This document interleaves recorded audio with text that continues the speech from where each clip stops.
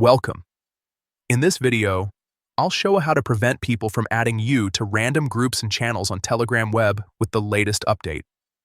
If you're tired of ending up in unwanted chats or spam groups, this quick guide will help you take full control of your privacy settings. First, open Telegram on your computer using Telegram Web. Make sure you're signed into your account before moving on. Once it's open, look to the top left corner of your screen. You'll see three small horizontal lines. Click on them to open the main menu. From the list that appears, select Settings. This section is where you can adjust everything about your Telegram experience, from your notifications to your security preferences. Next, click on Privacy and Security. This is the most important section for keeping your account safe and private. Inside, scroll down until you see the option that says, Who can add me? Click on Who can add me, and you'll be given a few different choices. By default, Telegram usually allows everyone or your contacts to add you to groups and channels. But to stop anyone from adding you without your permission, simply select Nobody.